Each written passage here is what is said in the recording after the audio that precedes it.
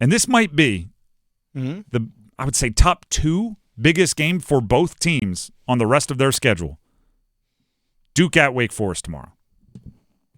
I mean, if you want to say 3, if you really want to argue it, fine. Top 3 biggest games of the remaining schedule for both Duke and Wake Forest.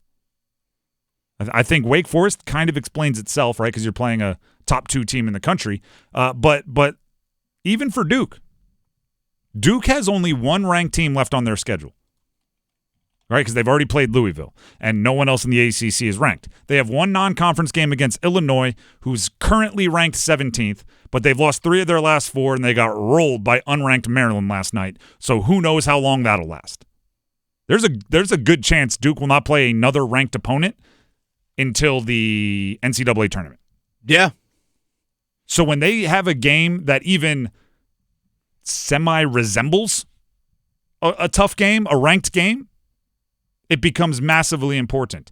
And Wake Forest is one of that second tier in the ACC, right? 1 loss in conference, 15-4 overall, and it's at the Joel. It's in Winston-Salem, which is a place where Wake Forest. I mean, what do we say? Like if their average is 100, they're like 120 at home and 80 on the road this year.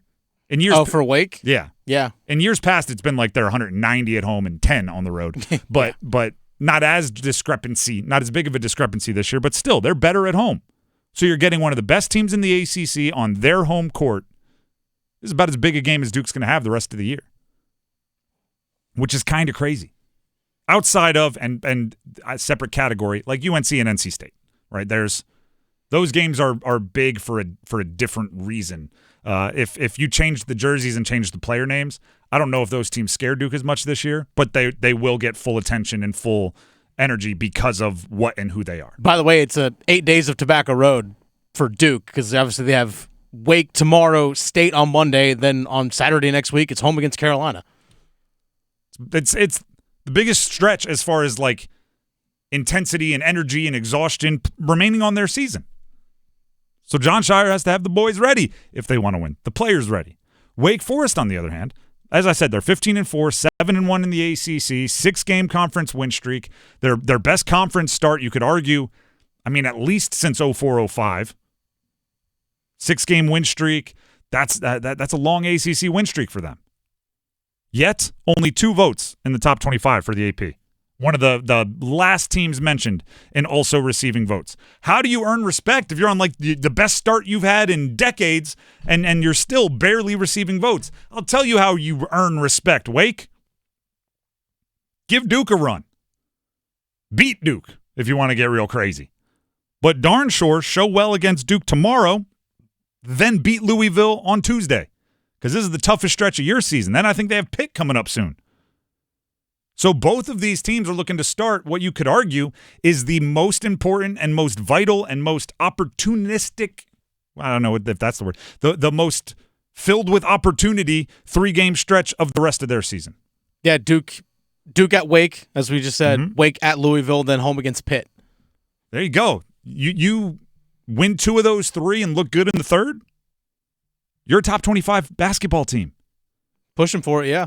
And you're second in the ACC. It's a good spot to be at this point in the season. From a matchup standpoint, now that we've established the stakes, I think this game is hilarious. Because there's 2 things that you want when you're heading into like postseason play in college basketball. You want talent and you want experience. Each of these teams has one of those 2 in ridiculous fashion. You want to hear a crazy stat? Wake's top 5 leading scorers, Wake Forest's top 5 leading scorers and per game combined for 506 career games played in college basketball. 506 career games played. At a bunch of different sports, some at Gonzaga, some at the JUCO level, some at App State, and a bunch at Wake. 506. They average over 100 games played. They're 5 leading scorers. Duke's top 5 leading scorers have played 155 career games. And 86 of them come from Tyrese Proctor. 18 games for Malawash, 18 games for Knipple, 18 games for Flagg. They're going up against guys that have played 130. So Wake, experience advantage. Talent advantage, that's going to go Duke at just about every position. And Wake's not going to be scared playing at home against Duke. They beat them on their home floor last year. Different team, but they've beaten the Jersey. Yeah, different team. But for them, it's like, okay, it's Duke rolling in here. Okay. Oh, you beat a first-round draft pick? Yeah, we did that last year. Yeah, Filipowski. McCain was the first McCain one. was, yeah. Filipowski, second-rounder. What a disappointment. How dare. ESPN's NBA draft big board, they put out a top 100. Duke has number 1, 6, 8, 47, 51, 56. Wake has number 67. And that's it. So on one side, you have 6 NBA prospects higher than anyone on Wake.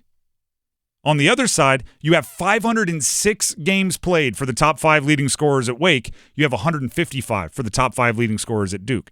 I'm not saying Duke has no experience, because obviously like Sion James and things, they do have players that have played a lot. Gillis, yeah. They do have players that have played a lot, just not their main scorers. And I'm not saying Wake has no talent, because you look at Efton Reed, Hunter Salas, these were 5-star recruits prior to transferring and everything else in the way their careers have gone. So it's not like there's zeros on either side, but there's an obvious advantage for each of these teams. Scheyer, meaning the head coach of Duke, has talked about Wake and maybe them being better than the eye would say. They've had a really good season. You can't pay attention to metrics sometimes. The metrics would make you think that they're not as good as they are, let's put it that way, because of margin of victory and all that stuff, when in reality they're undefeated with Johnson in the lineup. They have a dynamic scorer in Salas. Hildreth is playing really good basketball. They're big, they're physical, and they make you really work on offense. And so it's going to be a tough game, great environment.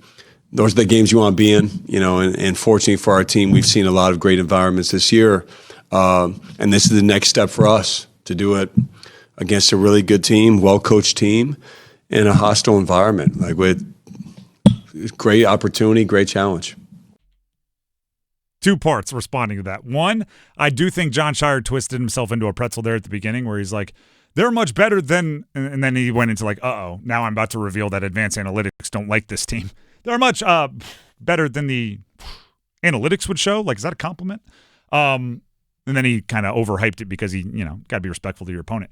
The second thing is he brought up the environment. I think that's a big part of this game, right? The as I mentioned, Flagg, Malawash, Isaiah Evans, one of their top 5 leading scorers off the bench. They've never really played in super raucous away college environments. Well, you need to learn that, even if, the ACC tournament, the NCAA tournament are technically neutral. You never know what kind of environment you're walking into. You never know, when you're going to be matched up in the West bracket against UCLA, right? You never know when that's going to happen, and you don't want to be unprepared for it. So the Joel will get rocking. Yeah, you had Kentucky and Kansas on neutral sites, and you had Auburn at home. I mean, that's.